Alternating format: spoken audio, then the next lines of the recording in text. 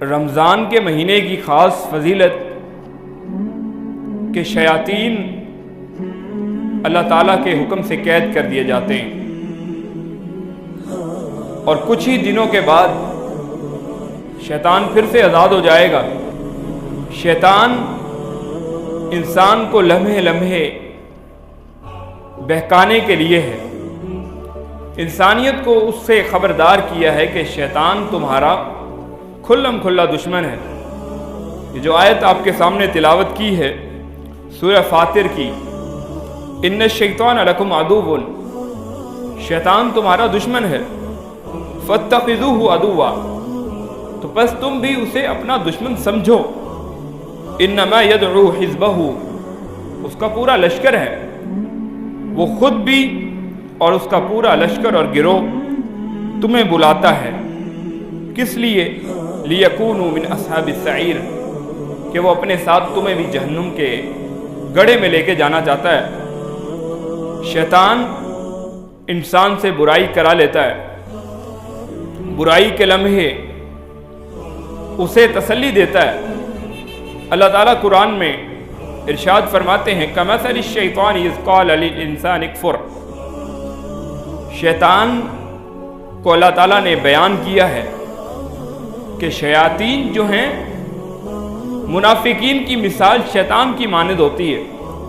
سورۃ الحشر کا جو بنیادی طور پہ موضوع ہے، منافقین کی خصلتیں، ان کی نشانیاں، ان کے خصائل بیان ہوئے ہیں، اور اللہ تعالیٰ نے منافقین کی مثال شیطان سے دی ہے کہ یہ شیطان کی طرح ہیں۔ اذ قال للانسان اکفر، کہ جب شیطان انسان کے پاس آتا ہے اور کہتا ہے کفر کر لے، فلما کفر، اپنے بہکاوے میں پھسلاوے میں شیطان انسان کو اچک لیتا ہے، اور انسان جب کفر کر لیتا ہے، جب کفر کرتا ہے تو شیطان کہتا ہے انی بریء منک، میرا تجھ سے کوئی سروکار نہیں ہے، میرا تجھ سے کوئی لینا دینا نہیں ہے،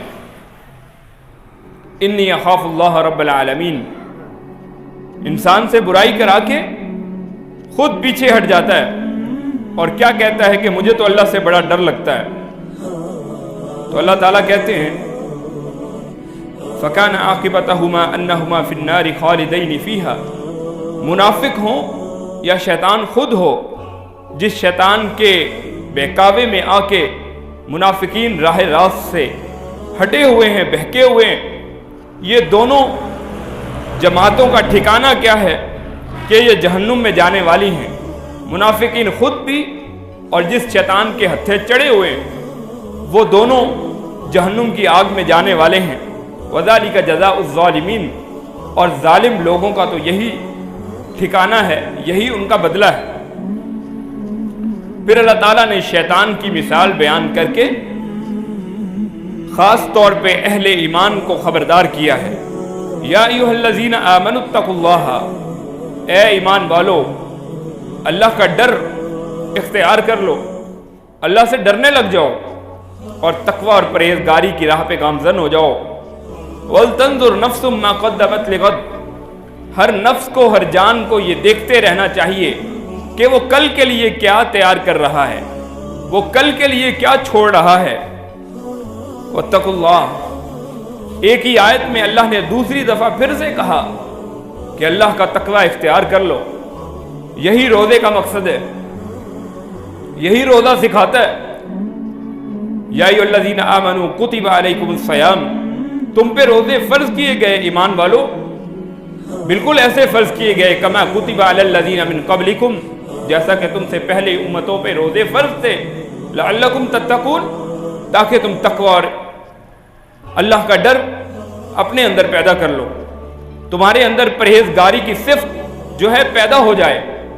رمضان سے انسان نے تقوی سیکھنا ہے، اور انسان کو اللہ تعالیٰ خاص طور پہ اہل ایمان کو مخاطب کر کے کہہ رہے ہیں یا ایھا الذین آمنوا اتقوا اللہ، اللہ سے ڈر جاؤ اہل ایمان، ولتنظر، اور دیکھتے رہو، ہر انسان کی اس چیز پہ نظر ہونی چاہیے ما قدمت لغد، کہ وہ کل کے لیے کیا تیاری کر رہا ہے۔ اس آیت میں کل سے مراد یہاں کل کا دن مراد نہیں ہے، بلکہ قیامت کا دن مراد ہے کہ جو انسان جو بوئے گا وہی کاٹے گا. نیکی کی راہ پہ اگر چلے گا جنت میں جائے گا، اور اگر برائی کی کوشش میں لگا رہے گا، شیطان جس کا تذکرہ گزشتہ آیات میں ہوا ہے، اگر اس شیطان کے پیچھے اگر چلنے لگ جائے گا تو بالآخر جہنم اس کا ٹھکانہ ہے، اور شیطان کے ساتھ جہنم کے گڑھوں میں جا کے گرے گا. تو اللہ تعالیٰ کہتے ہیں وَلَا تَكُونُوا كَالَّذِينَ، ان لوگوں کی طرح نہ ہونا. وہ کون سے لوگ ہیں؟ نسوا اللہ، جنہوں نے اللہ کو بھلا دیا ہے. ایسے کچھ لوگ ہوں گے جو رمضان میں پہلی صف کے نمازی تھے، لیکن جیسے ہی رمضان جائے گا شیاطین کے ہاتھ وہ چڑھ جائیں گے، شیطان انہیں اچک کے مسجد سے دور لے جائے گا، اور پھر ان کا شمار ایسے ہی لوگوں میں ہو جائے گا جو اللہ کو بھول جائیں گے. دیکھیے قرآن کیسے لمحہ بلمحہ انسان کی تربیت کر رہا ہے. وَلَا تَكُونُوا كَالَّذِينَ نَسُوا اللَّهَ، ان لوگوں کی طرح نہ ہونا جنہوں نے اللہ کو بھلا دیا ہے. پھر کیا ہوا؟ فَأَنسَاهُمْ أَنفُسَهُمْ، اللہ کو بھول کے انسان کو اپنا آپ یاد رہے گا؟ پھر ہرگز ایسا ممکن ہی نہیں. اللہ کو انسان بھول جائے اور پھر انسان اپنے آپ کو یاد رکھنے جوگا بچ جائے، ایسا نہیں ہے. اللہ تعالیٰ کہتے ہیں ان لوگوں کی طرح نہ ہونا جنہوں نے اللہ کو بھلا دیا ہے. پھر ان کی حالت یہ ہوئی فَأَنسَاهُمْ أَنفُسَهُمْ، اللہ نے پھر انہیں ان کا اپنا آپ ہی بھلا دیا. کیسے بھلا دیا؟ کہ جہنم سے بچنے کی جو کوشش وہ کر رہے تھے وہ کوشش ان سے چھن گئی. نیکیوں کی توفیق جو اللہ کی طرف سے انہیں ملی تھی وہ نیکیوں کی توفیق ان سے چھن گئی جب انہوں نے خود اللہ کو خیر آباد کہہ دیا. روزے ختم ہوئے، رمضان مکمل ہوا، اور اس کے ساتھ ہی جو نیکیوں کی روٹین ان کی بنی تھی وہ بھی ختم ہو گئی. نیکیوں کی توفیق بھی چھن گئی، گناہوں کا راستے آسان ہوتے چلے گئے، شیطان چونکہ آزاد ہو گیا، اور ساری چیزیں معمول کے مطابق جیسا رمضان سے پہلے تھا دوبارہ ویسا ہونے لگ گیا. تو اللہ تعالیٰ کہتے ہیں ایسے نہ ہو جانا. اگر ایسا کیا کہ اللہ کو بھول گئے، اللہ تمہیں تمہارا آپ اپنا آپ بھلا دے گا کہ جنت کی کوشش تم سے چھن جائے گی، جہنم پہ چلنا تمہارے لیے آسان ہوتا چلا جائے گا. اور ایسا کیوں ہوگا؟ کہ تم اس شیطان کے ہتھے چڑھ جاؤ گے. پھر اللہ تعالیٰ کہتے ہیں یہی وہ لوگ ہیں اولئک ھم الفاسقون، جو ایسی حرکتیں کرتے ہیں اللہ کو بھول جانے والی، اللہ کو بھلا دینے والی. یہی وہ لوگ ہیں جو فاسق ہیں، گناہ گار ہیں، نافرمان ہیں. فاسق کا ترجمہ کیا ہے؟ رب کے نافرمان لوگ ہیں. تو کوشش یہ کرنی ہے رمضان اگرچہ چلا جائے، شیطان دشمن رمضان سے پہلے بھی تھا اور بعد میں بھی ہے.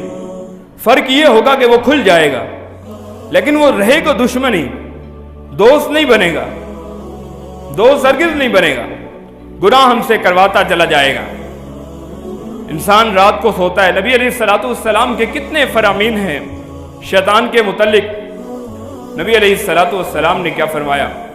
جب تم میں سے کوئی شخص سوتا ہے، ساری رات شیطان اس کے ناک میں بسیرا کرتا ہے. اب اس میں ہر عام و خاص شامل ہے. بخاری کی حدیث ہے کہ شیطان تمہارے ناک میں بسیرا کرتا ہے. جب تم میں سے کوئی شخص صبح اٹھے تو اپنی ناک کو جھاڑے، شیطان کو دور کرے. پھر ایک حدیث بخاری میں، جب انسان رات کو سوتا ہے شیطان اس کی گردن پہ 3 گریں باندھتا ہے. صبح جب وہ اٹھتا ہے اللہ کا ذکر کرتا ہے. اور اللہ کا ذکر کیا ہے؟ الحمدللہ الذی احیانا بعد ما اماتنا والیہ النشور. جب یہ دعا پڑھتا ہے اس کی ایک گرہ کھل جاتی ہے. دعا پڑھ لینے کے بعد پھر وہ وضو کرتا ہے، وضو کرنے سے اس کی دوسری گرہ کھل جاتی ہے. جب وضو بھی کر لیا ہے، رب کا ذکر بھی کر لیا ہے، اس کے بعد نماز پڑھتا ہے. جب نماز پڑھتا ہے شیطان نے جو 3 گریں باندھی ہیں تینوں کھل جاتی ہیں. اور نبی علیہ السلام نے فرمایا جس کی تینوں گریں کھل جاتی ہیں وہ صبح کے وقت تر و تازہ ہو جاتا ہے، اس کا سارا دن اچھا گزرتا ہے، رب کی فرما برداری میں گزرتا ہے. یہی مفہوم ہے حدیث کا کہ سارا دن اس کا دل خوش ہوتا ہے. لیکن جو یہ 3 ان 3 کاموں سے محروم ہوتا ہے، شیطان اس کی گردن پہ گرے باندھتا چلا جاتا ہے. صبح اٹھتا ہے نہ اللہ کا ذکر کرتا ہے، صبح اٹھتا ہے نہ وضو کرتا ہے، صبح اٹھتا تو ہے نہ نماز پڑھتا ہے، اس کی گریں ویسی کی ویسی رہتی ہیں، سارا دن بد مزاج رہتا ہے وہ.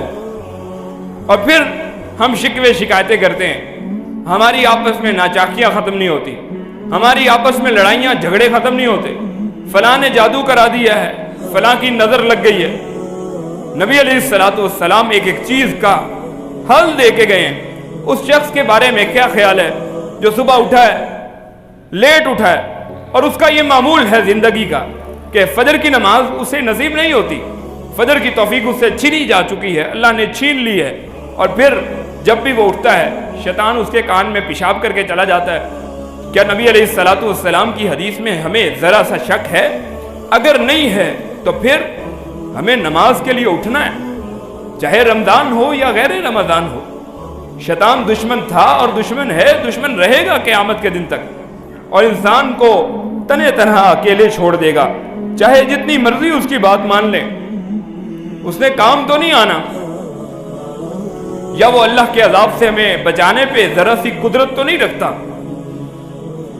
پھر نبی علیہ السلام کی ایک حدیث کہ شیطان جو ہے یہ عرب کے لوگوں کو اللہ کی عبادت سے لوگوں کو یہ دور نہیں کر سکا، لیکن شیطان کبھی آپس میں لوگوں کو، جب اس نے 2 لوگوں کو لڑوانا ہونا تو یہ کبھی مایوس نہیں ہوتا. عبادت بھی لوگ کرتے ہیں لیکن آپس کی ناچاکیاں، آپس کی نفرتیں جہاں پنپتی ہیں، شیطان ان کو نہیں چھوڑتا، ان کی جان نہیں چھوڑتا کہ کسی صورت یہ آپس میں صلح پہ آمادہ ہو جائیں. بلکہ نبی علیہ السلام نے خاص طور پہ میاں اور بیوی کے پاکیزہ تعلق کو بیان کر کے کیا فرمایا کہ ایک شیطان کا ایک عرش ہے، ایک رب کا عرش ہے، ایک شیطان نے بھی اپنا عرش بنایا ہوا جعلی، اس کو اللہ تعالیٰ نے ایک تخت دیا ہوا ہے اور وہاں وہ بیٹھتا ہے. اس کے چیلے روزانہ اس کا حکم لے کے نکلتے ہیں، شیطان انہیں ڈیوٹیز اسائن کرتا ہے، آج فلاں نے یہ کام کروانا ہے، فلاں نے اس سے یہ کام کرانا ہے. شیاطین کے چیلے اپنے باس سے آرڈر لے کے، جو بڑا شیطان ہے اس کا حکم لے کے نکلتے ہیں، فلاں سے یہ کرانا ہے، فلاں سے یہ کرانا ہے. وہ سارے اپنے اپنے ٹاسک کمپلیٹ کر کے آتے ہیں، سارے اپنے اپنے کام پورے کر کے آ کے رپورٹ دیتے ہیں کہ میں نے فلاں سے یہ کام کرایا ہے، فلاں سے یہ گناہ کرایا ہے، فلاں سے یہ گناہ کرایا ہے. شیطان کہتا ہے ٹھیک ہے ٹھیک ہے، لیکن ایک چیلا آتا ہے اور بتاتا ہے کہ آج میں نے فلاں شوہر اور بیوی میں لڑائی کروائی، اور اس قدر لڑائی کروائی ہے، جھگڑے میں بات، ناچاکی میں، نفرت میں بات یہاں تک پہنچائی ہے کہ ایک دوسرے سے دونوں جدا ہو گئے، طلاق ہو گئی. شیطان اترتا ہے اور اسے تھپکی دیتا ہے کہ اصل کام تو نے کیا ہے.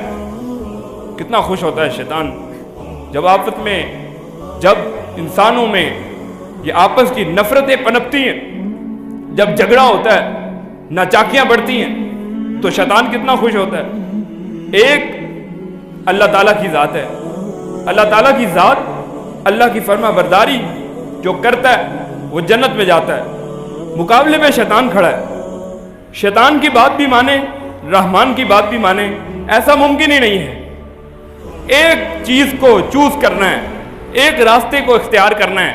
شیطان کا راستہ کبھی جنت کی طرف نہیں جا سکتا، بلکہ نبی علیہ السلام نے صحابہ کی تربیت کیا کی ہے، لاٹھی سے، ایک ٹہنی سے کچی مٹی پہ لکیریں بنائی تھی، 2 دائیں جانب 2 بائیں جانب اور ایک بیچ میں. فرمایا یہ سیدھا راستہ ہے، اور یہ جو باقی 4 راستے میں نے بنائے ہیں، اس ایک راستے کے علاوہ یہ صراط مستقیم ہے. دائیں بائیں ہر راستے پہ شیطان بیٹھا ہوا ہے، ہر راستے پہ شیطان بیٹھا ہے. کیا پتہ چلا ہے؟ ہدایت کا راستہ، حق کا راستہ، سچائی کا راستہ ایک ہوا کرتا ہے، اس کے علاوہ سب باطل ہوتے ہیں، سب جھوٹے ہوتے ہیں. اگرچہ دکھنے میں لگتے ہیں کہ سارے سچ بول رہے ہیں، لیکن ایسا نہیں ہوتا. ہدایت کا راستہ ایک ہے جس کی نشاندہی اللہ کے پیغمبر علیہ السلام نے فرما دی تھی کہ یہ ایک راستہ صراط مستقیم ہے، باقی ہر راستے کے کنارے پہ شیطان بیٹھا ہے جو اپنے فالوورز کو اچکنے کے لیے تیار ہے۔ کبھی آپ نے سوچا ہے میرے والد سے کسی کی دشمنی ہو، لڑائی ہو، اگر میں اپنے والد کے ساتھ وفادار ہوں تو میں اس شخص کو کبھی عزت دینے کے لیے میں آمادہ نہیں ہوں گا۔ میرے والد کا جو دشمن ہے، کیا میں اسے سینے سے لگا سکتا ہوں؟ کیا میں اس کی بات مان سکتا ہوں؟ کیا جناب آدم علیہ السلام ہمارے باپ نہیں ہیں؟ جب اللہ نے آدم علیہ السلام کو سجدے کا حکم دیا فرشتوں کو، تو ایک ہی تھا، ابلیس تھا، خبیث تھا، رجیم تھا، ملعون تھا۔ اس نے کہا تھا میں نے آدم کو سجدہ نہیں کرنا۔ آدم ہمارے والد ہیں علیہ السلام، ان کو سجدہ کرنے سے، عزت دینے سے جب شیطان نے انکار کیا تھا، آج اسی شیطان کے حکموں پہ چل کے ہم اپنی آخرت کا بیڑا غرق کر رہے ہیں، اور ہمیں اس کا احساس بھی نہیں ہوتا۔ اور احساس کیوں نہیں ہوتا؟ کیونکہ شیطان ہمیں احساس ہونے بھی نہیں دیتا۔ وہ ہمیں برائی کے راستے پہ بھی ایسے اس کو خوشنما بنا کے دکھاتا ہے کہ انسان یہ سوچتا رہتا ہے کہ میں ہدایت یافتہ ہوں، میں تو سچا ہوں، سچائی پہ چل رہا ہوں، میں تو غلط ہو ہی نہیں سکتا۔ یہ سوچ جب ایک انسان اپنی غلطی کو ماننے کے لیے تیار ہی نہیں ہے تو اسے حقیقت کا راستہ کیسے نصیب ہو سکتا ہے؟ جب ایک انسان سوچ ہی نہیں رہا کہ میں غلط بھی تو ہو سکتا ہوں، تو وہ اپنی اصلاح کیسے کرے گا؟ یہی سب سے بڑا جھانسا ہے شیطان کا کہ انسان سیدھے راستے پہ بھی اگر برائی کے راستے پہ بھی چل رہا ہے، شیطان اسے وہ برائی کا راستہ خوشنما کر کے، آویزاں کر کے دکھاتا ہے، اس کی نمود و نمائش ایسے کر کے دکھاتا ہے گویا صراط مستقیم پہ چلنے والا تو یہی شخص ہے۔ اور حقیقت میں کیا ہوگا؟ حقیقت میں کیا ہونے والا ہے کہ قیامت کا دن ہوگا اور اللہ تعالیٰ کے سامنے شیطان بھی آ جائے گا، اور شیطان کی مان کے چلنے والے جتنے بھی لوگ ہیں وہ سارے کے سارے شیطان کے سامنے ہوں گے۔ اور شیطان اس لمحے کیا کہے گا؟ اعلان برات کر دے گا، وقال الشیطان لما قضی الامر۔ جب فیصلہ ہو چکا ہوگا، لوگ جہنم میں جا رہے ہوں گے، جنت کی طرف بھی جنتی جا رہے ہوں گے، شیطان اس لمحے کہے گا ان اللہ وعدکم، اللہ نے تم سے وعدہ لیا تھا۔ وہ کیا وعدہ ہے؟ نیکی کر کے آؤ گے تو جنت میں جاؤ گے، برا کام کرو گے تو جہنم میں جاؤ گے۔ شیطان اس لمحے کہے گا قیامت کے دن میدان معاشر میں کہ اللہ نے تم سے وعدہ کیا، وَوَعَدْتُكُمْ فَأَخْلَفْتُكُمْ، میں نے بھی تم سے وعدے کیے تھے، میں نے وعدے کی خلاف ورزی کی ہے۔ یعنی اللہ نے نہیں کی، اللہ اپنی بات میں سچا ہے۔ میں نے جو تمہیں جھوٹے دلاسے دلائے تھے، آج میں وہ کوئی بات پوری نہیں کر سکتا۔ کیسے؟ وَمَا كَانَ لِي عَلَيْكُمْ مِنْ سُلْطَانٍ، میرا تم پہ کوئی اختیار بھی نہیں ہے۔ إِلَّا أَن دَعَوْتُكُمْ فَاسْتَجَبْتُمْ لِي، میں نے تو صرف تمہیں پکارا، تم نے میری پکار کا جواب دیا۔ میں نے تمہیں بلایا گناہ کی طرف، تم نے میری پکار پہ کہا ٹھیک ہے جی ہم بھی آپ کے پیچھے چلنے والے ہیں، میری بات کو تم نے مانا، میرا تو کوئی قصور نہیں ہے۔ فَلَا تَلُومُونِي، مجھے آج ملامت نہ کرو، وَلُومُوا أَنفُسَكُمْ، اپنے آپ کو ملامت کرو، اتنی عقل نہیں تھی تمہارے اندر میرے پیچھے نہ چلتے، میں نے تو تمہارے باپ کو ایکسپٹ نہیں کیا تھا۔ شیطان تو جانتا ہے نا اس کی دشمنی قائم ہے، اسی لیے رب قرآن میں ہمیں یاد کروا رہا ہے ان الشیطان لکم عدو، شیطان تمہارا دشمن ہے، فاتخذوہ عدوا، اس کو تم نے اپنا دشمن سمجھنا ہے۔ وہ ہر لمحے تیار بیٹھا ہے کہ وہ تمہیں بلا لے اور تم اس کے ساتھ شامل ہو کے جہنم میں چلے جاؤ۔ اس کا مین مشن ہی ہے، اور 2 سے 3 دن کے بعد دوبارہ سے اس نے آزاد ہو جانا ہے۔ تو اسی لیے میں نے سوچا کہ جمعۃ الوداع میں یہ موضوع آپ کے سامنے رکھا جائے، صرف خبردار کرنے کے لیے، صرف آگاہ کرنے کے لیے کہ شیطان قیامت کے دن کیسے اعلان برات کرے گا۔ ما انا بمصرخکم وما انتم بمصرخی، آج میں نہ تمہارے کام آ سکتا ہوں نہ تم میرے کام آ سکتے ہو، نہ تمہارا عذاب میں دور کرنے پہ قادر ہوں نہ تم میرے عذاب میں ذرا سی کمی کر سکتے ہو، مجھے بھی وہی عذاب ملنا ہے جہنم کی آگ میں، تم بھی میرے ساتھ جاؤ گے۔ انی کفرت، میں آج انکار کرتا ہوں سرے سے، بما اشرکتمونی من قبل، جو تم نے رب کے مقابلے میں مجھے شریک ٹھہرا لیا تھا ساری زندگی، میرے آنکھیں چل کے آئے، میرا کہنا مان کے آئے، آج کے دن میں تمہارا کوئی لحاظ نہیں کر سکتا، میں تو انکاری ہوں تمہارا، میرا تم سے کوئی لینا دینا نہیں ہے۔ ان الظالمین لہم عذاب علیم، ایسے ظالموں کے لیے عذاب ہے بڑا دردناک۔ کن کے لیے؟ جو شیطان کے پیچھے چلے، جنہوں نے شیطان کو اپنا دوست بنایا ہے۔ اور ایسے میں ایسے لوگ بھی موجود ہیں جو ہمیشہ رحمان کی بات مان کے چلیں، جنہوں نے روز الست جب اللہ نے روحوں سے وعدہ لیا تھا، اس وعدے کی پاسداری کی، ساری زندگی کرتے چلے آئے۔ ایک طرف رحمان کا بلاوا آتا تھا، ایک طرف شیطان کا بلاوا آتا تھا۔ شیطان کو لات مار کے رحمان کی بات مان کے چل کے آنے والے خوشی خوشی جنت میں جا رہے ہوں گے، اور جنہوں نے شیطان کی بات مانی ہوگی، شیطان اس دن اعلان برات کر کے خود بھی جہنم میں جائے گا اور انہیں بھی ساتھ گھسیٹ کے لے کے جائے گا۔ وآخر دعوانا ان الحمد للہ رب العالمین۔